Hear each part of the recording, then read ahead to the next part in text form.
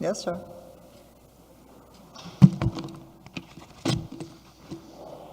May it please the court. Good morning, Your Honors. My name is Untitled Chapter. I represent the appellant, Philip Turner. I'm requesting 5 minutes of my time reserved for rebuttal, please. The district court's final judgment against the appellant should be reversed and vacated, in this case remanded for further consideration by the district court. The district court addressed in its memorandum opinion only the issue of qualified immunity, none of the other issues raised. That's the issue before the court. The district court erred when it dismissed appellant's case on the pleadings, on the motions to dismiss, on the grounds that the officers were entitled to qualified immunity. The district court also erred when it held that appellant had not demonstrated that any of the actions of appellees violated any clearly established statutory or constitutional rights of Mr. Turner, or that any action taken by appellees were objectively unreasonable.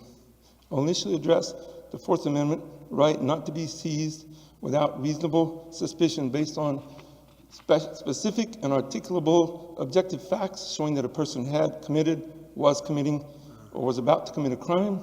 Then I'll address the clearly established First Amendment right of freedom of speech to gather information, for example, by videotaping, of actions of public figures, including the police, especially from public sidewalks, a traditional form for expression of rights.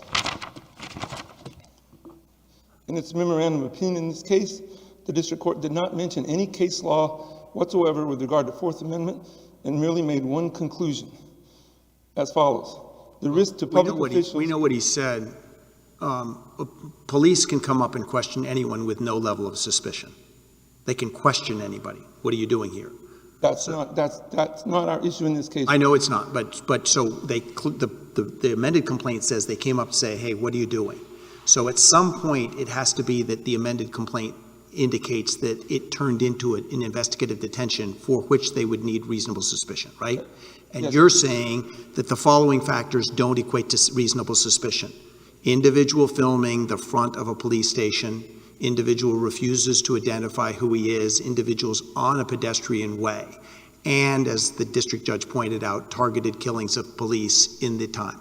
Why wouldn't that be reasonable suspicion just based on Terry alone, that the person could be casing this police station? Well, for multiple reasons, Your Honor. Number one, the defendant was told that he was detained before he even refused to identify himself. So, number two, in Terry... He was told he was detained, but was he physically restrained in any way at that point? It doesn't have to be. For detention, it just has to be made clear that he's not able to leave. He was told more than once that he was detained by the police. For them to do a little more investigation because it looks like he's casing the police station. Well, Your Honor, the problem with that is in Terry, the police cased the issue before they detained the defendant. They observed the defendant, they thought looking suspicious, so they watched him for 20 minutes, watched him talk to another individual and looking at stores that might be the subject of robbery. In this case, they didn't. Just thinking of them, two young officers, again, in the context of targeted killings, why don't they think, well, he's casing and pointing a camera at the security entrance to our police station. Won't be a robbery, but it could be reasonable suspicion enough to investigate that he's going to help an escape. Your Honor, I don't believe you can kill someone with a video camera, and the fact... I didn't say kill, help and escape. Film how the doors open or not. Well, that would require the police to know what he was planning, what was in his brain. Well, that's why Terry allows a very minimal seizure for them to do a little bit more inquiry.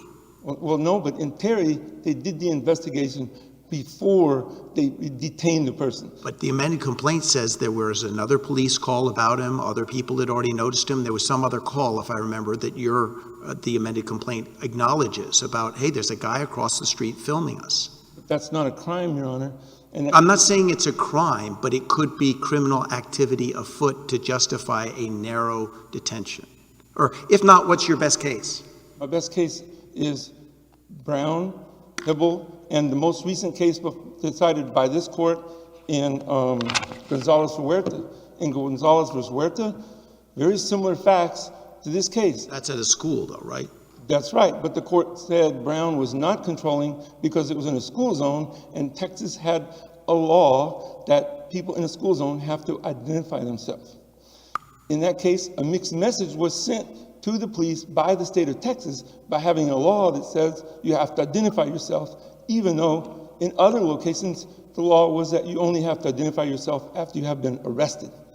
Now, in this case, the state of Texas did not send a mixed message to the police officers. In fact, the year before this case, the state of Texas had sent a very clear message to the police officers that videoing is not suspect activity. In a case that we mentioned in our brief, but not for this point, in re ex parte Ronald Thompson, 442 Southwest 2nd, 325, we mentioned it in the First Amendment part of the brief about an established right to video the police. In that case, the state of Texas had a statute which would make it criminal in some instances to videotape adult people in public.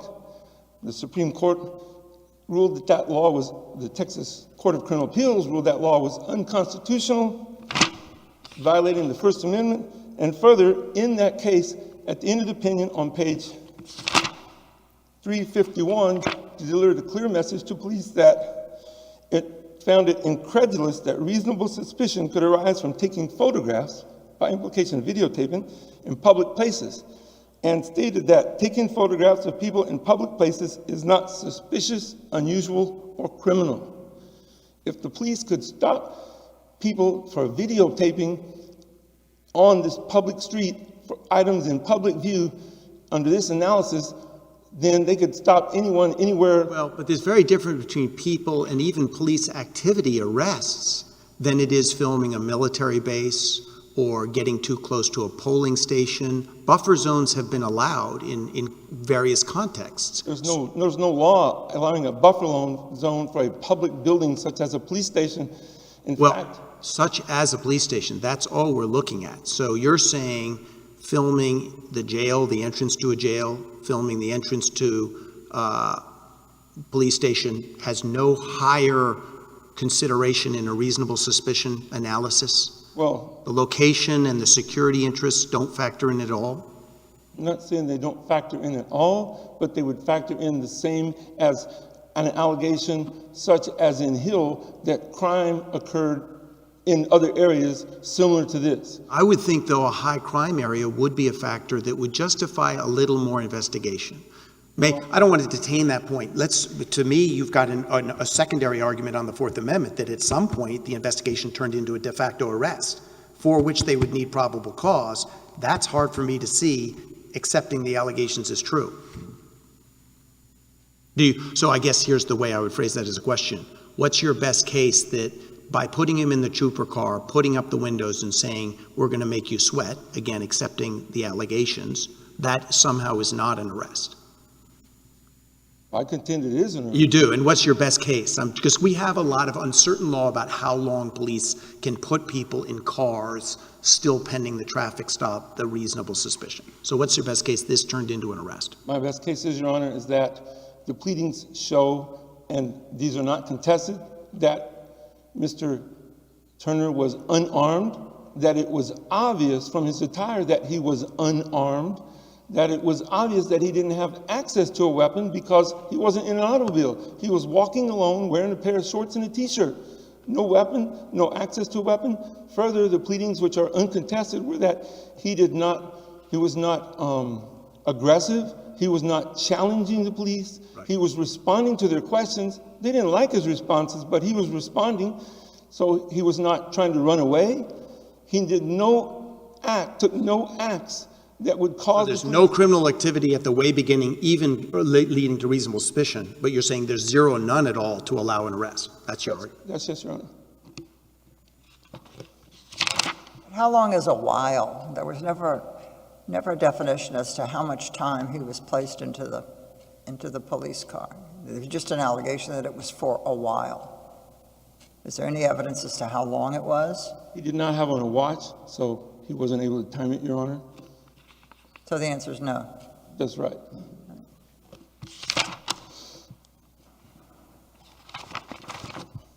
Now, with regard to the First Amendment, This court, in an en banc decision in Morgan versus Swanson, said that the Fifth Circuit looks to controlling authority or a robust consensus or persuasive authority that defines the contours of the right in question. And in a issue not decided by Morgan versus Swanson, but reserved for later date, was whether and when a constitutional violation may be so obvious that its illegality is clear from only a generalized statement of the law. Appellant contends that there is controlling authority and that also this... Controlling authority? Yes, Your Honor. Or other circuit authority? Both. What's controlling authority that clearly established that filming the police violates the First Amendment? What's the controlling authority? Controlling authority is the Supreme Court authority regarding collecting information about public officials. But the Third and the Fourth Circuits haven't said that clearly established the right. The First Circuit did, but only by citing its own prior authority, right? Am I correct? Correct, Your Honor. No, the Third Circuit, Kelly decision, the Fourth Circuit, I can't pronounce it, Smecki decision, both said not clearly established. The First Circuit in Glick said yes because we said it before. Isn't that right or is that wrong? That's not correct, Your Honor. I'm sorry, but... No, it's fine. The district court... What's wrong about it? What's wrong about it? What's wrong about my recitation of the law? Is that the district court completely ignored the 11th Circuit decision in Smith versus Cumming and in Glick. Glick, that's the First Circuit. Oh, I'm sorry, the First Circuit decision in Glick. It wasn't recited by the Supreme Court, completely ignored it. Right, also, the First Circuit relied on its own authority, so that would require you to point us to our prior authority that said filming the police is protected First Amendment. Where have we said that yet? I mean, this may be the right case to say it. Well, first I would say it's the right case to say it. But that's different than clearly established already. Well, I would say that if you read the analysis in American Civil Liberties Union versus Alvarez... That's the Seventh Circuit. Where have we said it? I'm sorry, what, Your Honor? Where has this court said it? This court in 1982 adopted the Supreme Court precedent that you have a right to gather news by any means. It cited multiple examples. One of them involved films to gather news about public officials. And in that case, the court said the public has no less a right under the First Amendment to receive information about the operation of the nation's courts than it has to know how other governmental agencies work and to receive other ideas and information. Videotaping the police station is no less a method of determining how the police stations work. The trouble is all around the country, the new apps, the ACLU stuff, the police watching, it's all new.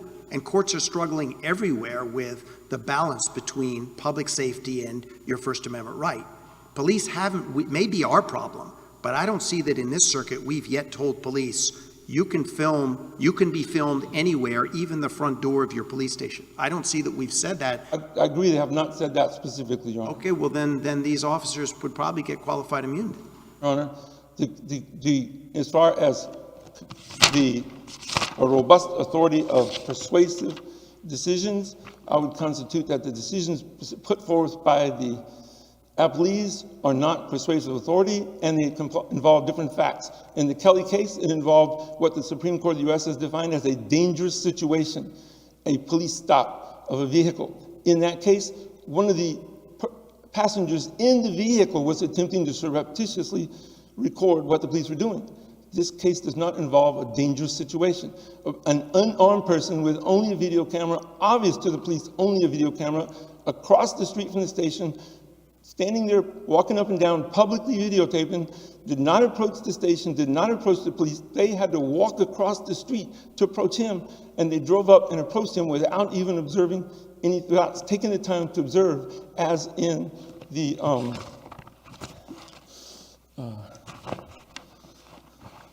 Terry case, where the police officer took 20 minutes to observe what they were doing before he approached and detained him. They find out he's armed when they pat him down. I'm sorry, Your Honor. Terry, they only found out. And these police had a couple of tragic ambush killings of officers. The only way they're going to find out that he's unarmed is if they do what they did in Terry, reasonable suspicion, detain, pat him down, gun for Terry. but they observed him to determine reasonable suspicion. In this case, the officers didn't do that. They drove up, immediately walked over and said, "What are you doing?" And it was obvious what he's doing. He was videotaping. And then they asked him, "Identify yourself."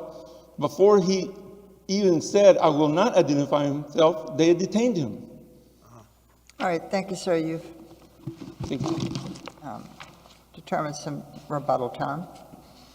Mr. East. Good morning, and may it please the court.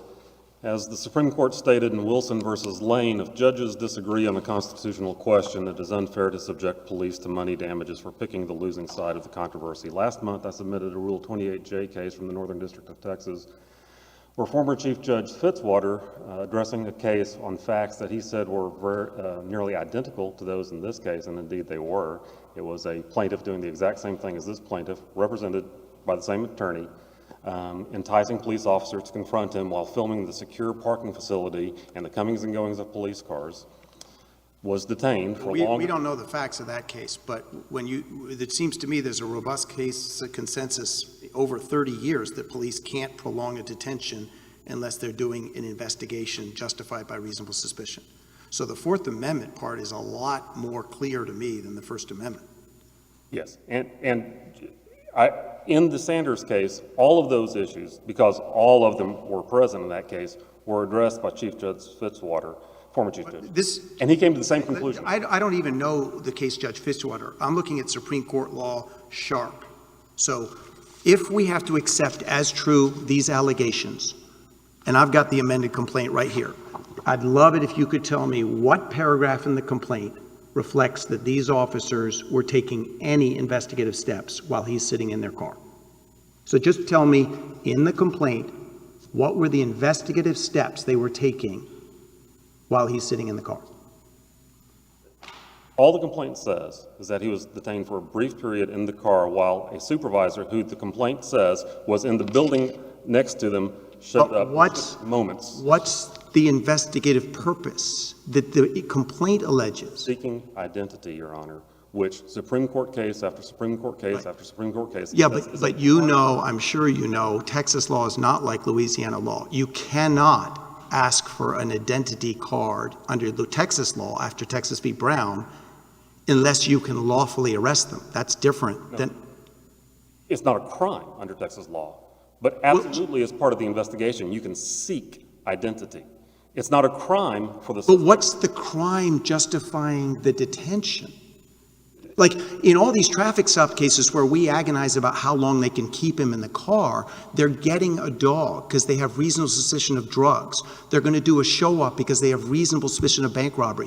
What in the allegation, only in the allegation, says that they were looking for what crime? They were seeking his identity, Your Honor, as part of... But that's not a crime under Texas law. What's the crime? Nor was he arrested. This is part of the detention, Your Honor, that is justified by reasonable suspicion. And contrary to what was being said numerous times, in the complaint it says that the officers approached, asked him, "How's it going?" and asked him to identify himself. Mr. Turner kept videotaping, and Officer Reynolds repeatedly kept asking Mr. Turner if he had the ID with him. They didn't walk up and detain him before he refused to identify himself. He doesn't have to identify himself under Texas law, correct? He doesn't have to in order for it not to be a crime. It's not. So what's that's a red herring. Crime they have suspicion to detain him for? It is a crime of perhaps terroristic activities, perhaps. Where in his amended complaint does it suggest he was, they had, did they say to him, "We think you're a terrorist"? Yes, they said, "We have concerns about what's going on outside of our facilities." That's not a crime. We have concerns. Right, and you don't have to, under the Terry standard, identify a specific crime. You just have to have a reasonable suspicion under the totality of the circumstances. That criminal activity is afoot. You have to have criminal activity may be afoot. Right. And what you're saying that they had, the criminal activity they were investigating was terrorism? Do you agree we have to accept his allegations are true for the dismissal? Yes. Okay.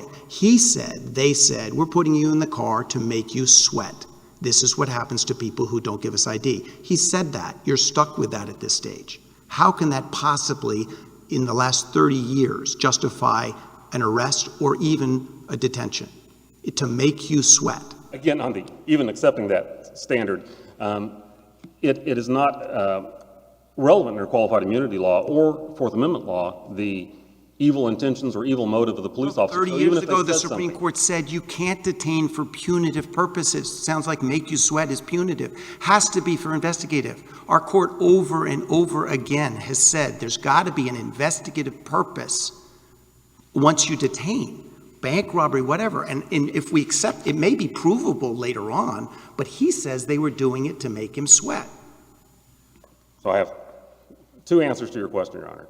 One, under the Fourth Amendment, and I cite a case, U.S. v. Goodwin, out of the Seventh Circuit, which cites a number of Supreme Court cases, Indianapolis versus Edmond, Florida versus J.L., Illinois versus Lidster, where they say, in essence, there's a sliding scale. If the crime that's being concerned, that the officers are concerned about, is significant enough, the level of suspicion can be lower. And in this case, I would love to recount the history that I put forth in my brief, but I know you know it already, of what these officers were fearful of, including the events the very days before this happened. That may be true, but we can't assume that. That's guessing.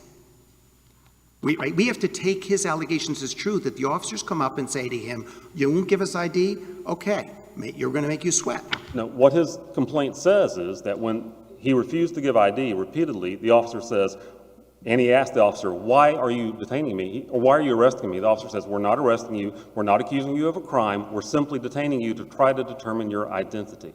And That doesn't work for Terry under Texas law. They can't detain him to get his identity unless the only basis under Texas law you can get identity cards is if you have lawful arrest. let me try again on that one, Your Honor. We're not arresting him for failing to identify under a statute. That's not what's going on. Not even admitting an arrest, Under Terry, I'm sorry, Your just a Honor. detention. Correct, Your Honor. You said you're not arresting him. There never was. No, there was never an arrest, nor was there an allegation that a crime had been committed for failing to identify. What case is your best case there wasn't an arrest? Just give me a case anywhere close to these facts he's not arrested. Other than the Sanders case that I submitted with my 28J letter, Your Honor, the Heibel case, which analyzes the statute you're talking about. Heibel is a stop and identify case. Yes, Your Honor. And the Supreme Court struck down. But we're confusing. What's your best case, just that you can put someone in a car, put up the windows, and keep them for any amount of time if at a dismissal stage when no one says why? Just give me your case that says that's not an arrest. 1 second. In United States versus Sharp, they stated that extending a detention in order to continue the purposes of the detention, especially in light of the fact that the suspect is refusing to cooperate, is causing the problem himself, they're not going to view that as a problem to extend the detention long enough to complete what was being sought there. And like Your Honor mentioned, bringing in a drug dog, bringing in a fingerprinting device has been held to be reasonable. Holding somebody long enough who won't identify himself to bring in a fingerprinting device. The drug dog, because there's reasonable suspicion of narcotics activity. Yes. What's the reasonable suspicion of what here? Again, back to the reasonable suspicion is the reason they confronted him in the first place. There had been a call that he's outside of a police facility videotaping the security gate and cars entering and leaving, police officers in their private vehicle. No different than the reasons we don't allow videotaping in this very building, Your Honor, is for security concerns.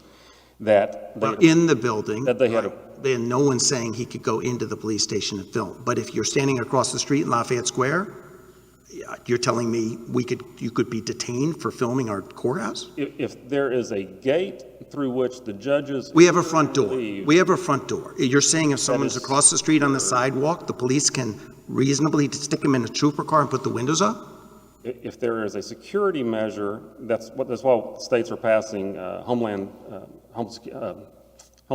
Security statutes. Right, those are all time, place, and manner. Absolutely, the police could do that 300-foot buffer. That they didn't say that. We don't have that going on here. They never asked the man, could you move on? But the reason those statutes are allowed is because the Fourth Amendment allows it. And what we're talking about here is the Fourth Amendment reasonableness of an officer conducting an investigation into something that he finds to be suspicious. Combined with, the cases say, evasive conduct, evasive answers, failing to identify can all contribute to the reasonable suspicion of an officer. And so when they approach him, they probably had reasonable suspicion at that point. Certainly when he acted evasively, refused to identify himself. Evasively, the Supreme Court tells people, don't walk away, don't run, say as little as possible, and you can't get in trouble. What did he say that was evasive? He just said, he gave them the citation to the correct Texas law. He said, read your own law, 3801, I don't have to give you my identity. That's all he said. What's evasive about that? 3801 is a red herring, Your Honor. There is no allegation that he was being arrested. So in his allegation, what did he do that was evasive? Give me the paragraph in the He complaint. refused to cooperate with the investigation. He refused to identify himself. And if you have reasonable suspicion to detain somebody, you can continue that detention long enough to call in a fingerprint scanner. The law is clear that you can do that, Your Honor. They can detain, the police can detain Texans who stand on the law and they say, you just got to wait till we get a fingerprint scanner because you didn't answer the question that the law says you don't have to answer? That's absurd.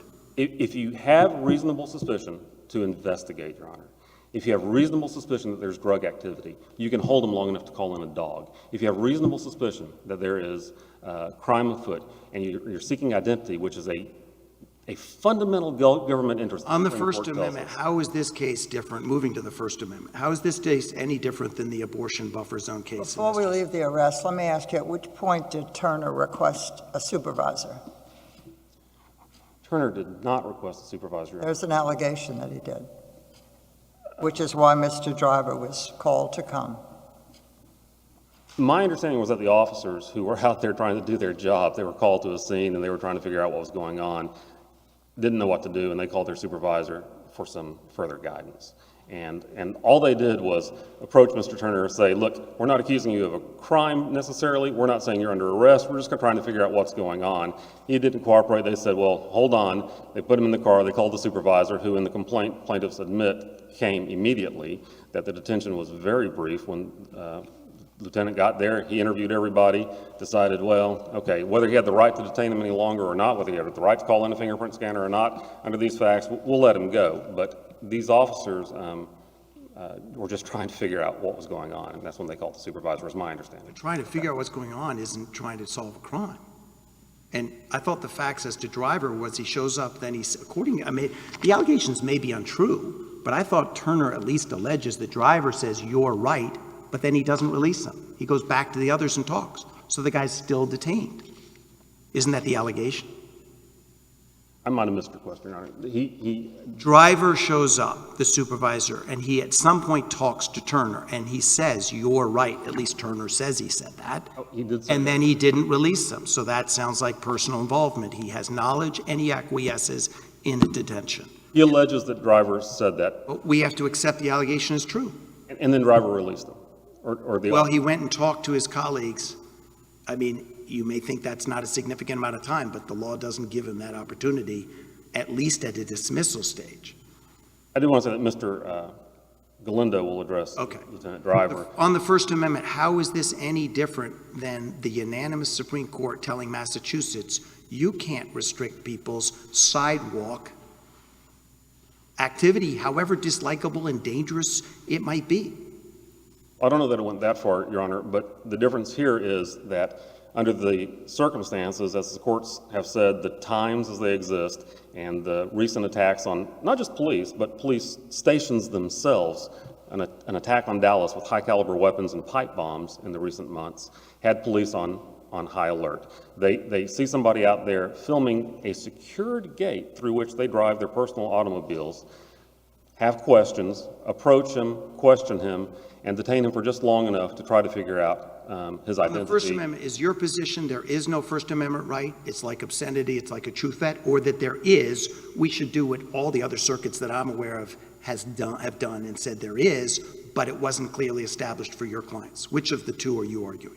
Well, the First Amendment's interesting. Certainly, for purposes of my clients, it's not clearly established in this circuit, and that's the end of story. That's the end of it as far as my Is clients. there any circuit law that has said that, why shouldn't we make it clear now to help police and everyone understand that as of now, it is a right? Well, I think that's an interesting question, but what does it mean, especially in the facts of this case? Like you mentioned, this is not a case where somebody's out filming police activity in the typical sense.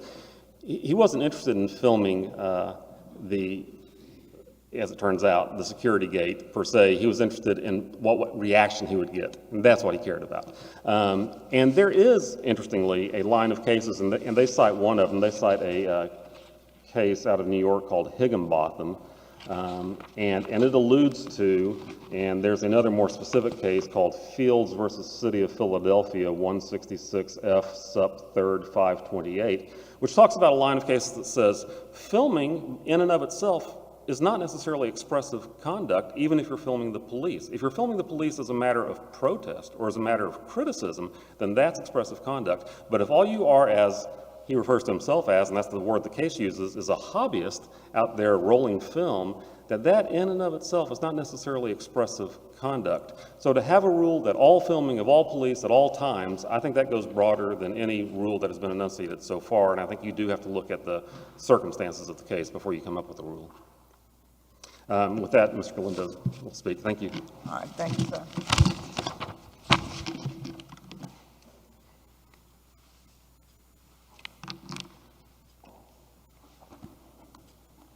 May it please the court, Luis Galindo, appearing for Lieutenant Driver.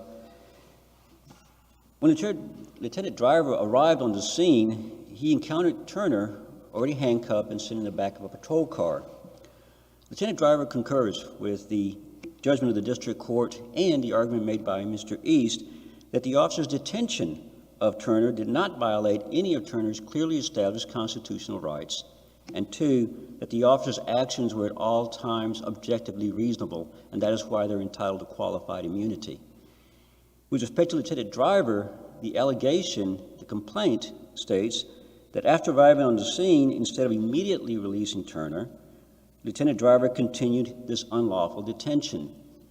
Lieutenant Driver does not believe that the officer's detention of Mr. Turner was unlawful. And for the arguments presented by Mr. Easton in our briefs, notably though, at page 16 of his reply brief, Turner now concedes that Lieutenant Driver's actions when he did not immediately release Turner, but instead conducted an investigation of the facts, were, quote, unquestionably reasonable actions of a supervisor. Although it is not contained anywhere in the complaint, at page 14 in his reply brief, Turner now apparently has abandoned his pleadings and would tell the court that his claim is that Lieutenant Driver, his actions took time to investigate, were unreasonable because he asked too many questions. He should have stopped and just released him instead of asking more questions, which is what he did, according to the complaint. If we're just looking at the complaint, which again, Judge McBride, he entered a one-sentence ruling on all of this, right? Yes, he did. And cited no authority, Fourth or First Amendment. That's correct. So if we have to take the allegations as true, paragraphs 40 to 43 say that Lieutenant Driver came out and talked to the colleagues. They delayed, seemingly ignored Mr. Turner, left him to sweat for a while.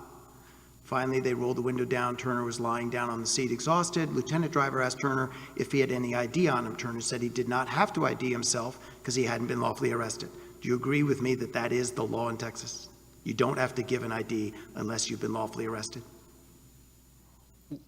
Well, perhaps, Your Honor. And let me just answer it this way, because I think as long as there is reasonable suspicion, and I think that is Brown, and what the Supreme Court in Texas did in Brown, or what the Supreme Court did with Brown, was saying, look, you cannot arrest somebody just because he failed to provide identification, which was the Texas law. They struck that down. We understand that.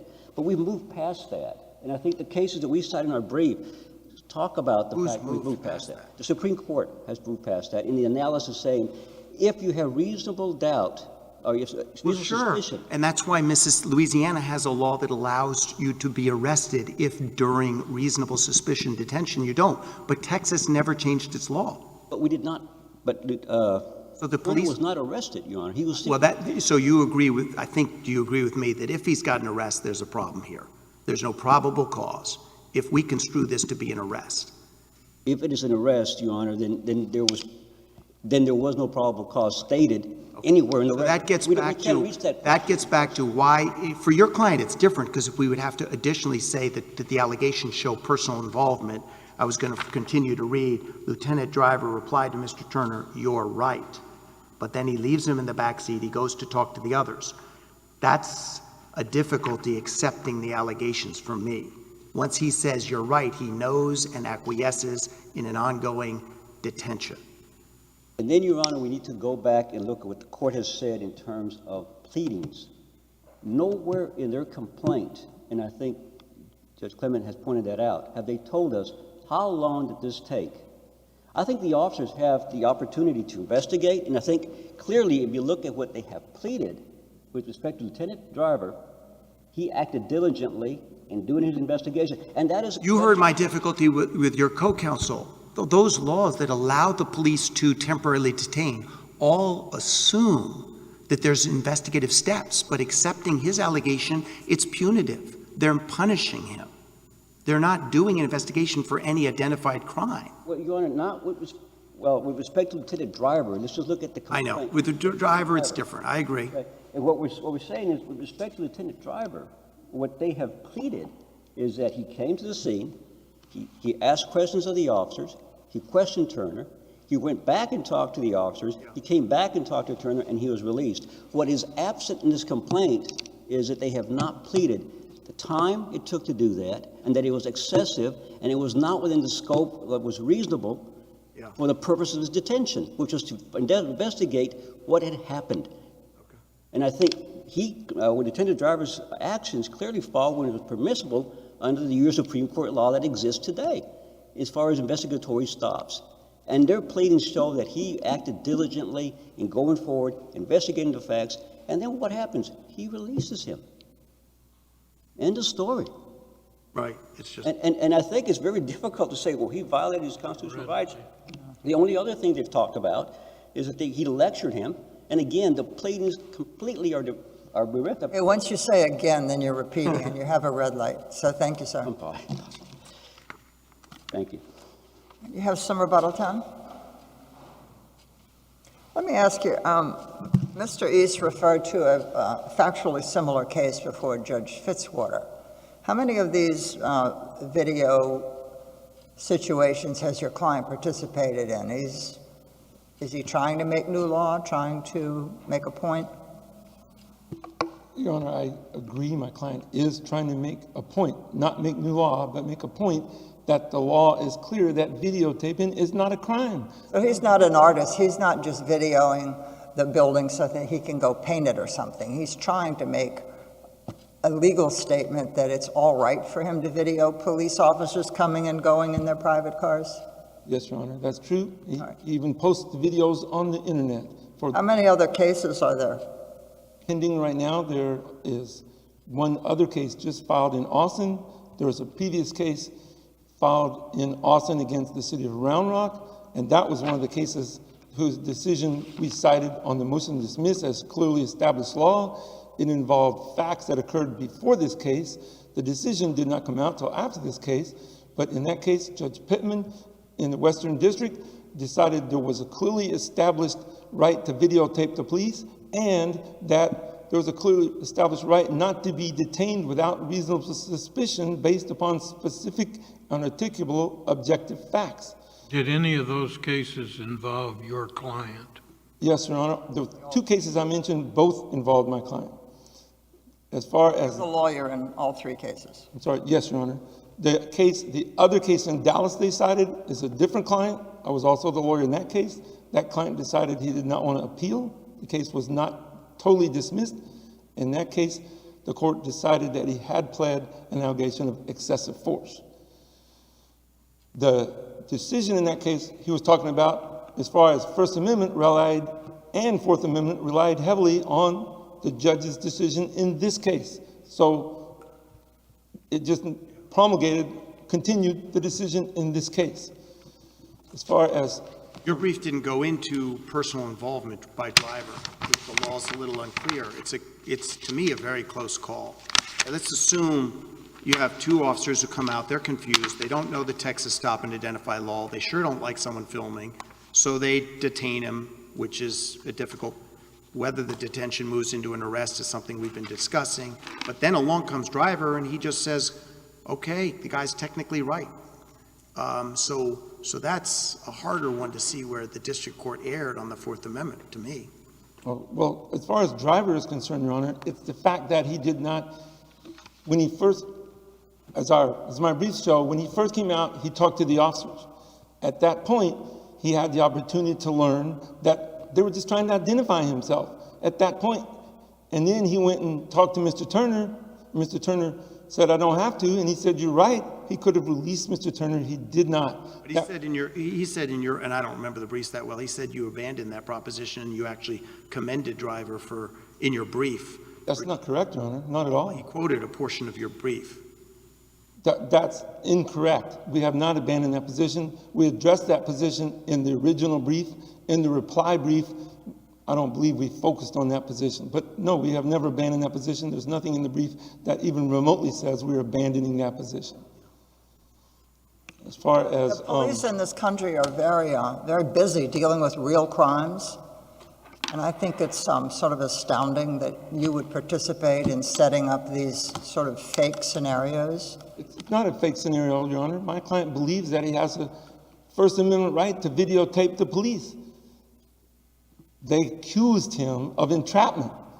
He's not a government agent. He's a private citizen. They can't entrap the government. They're supposed to know the law. Well, I see it could be seen both ways, but fundamentally, the police are forever asking citizens to film, like the Boston Marathon bombing, police activity. It's chaotic. These photographs actually help police a lot more than hurt them. I'm unaware of any case where it's hurt the police. It exonerates good cops, it catches the bad cops, and most of all, it catches the bad guys. So if you're filming police arresting someone and there's some cooperator in the shadows, the citizen photographs are suddenly very helpful and necessary. I agree, Your Honor, and that's why the argument put forward by these gentlemen is totally wrong and is not logical. They're arguing that they had reasonable suspicion because other police stations in other cities had been attacked. Nowhere did they say that police station had been attacked. Nowhere did they say a police station in Tarrant County had been attacked. And I doubt that any of those attacks were made by people with video cameras. They were made by people with weapons. They could see, it's pled that they could obviously see before they approached him, he was unarmed. He was wearing shorts and a t-shirt and carrying just a video camera. All right, thank you. You have your red light. The argument. We'll be in recess until 11:30 when we have another case.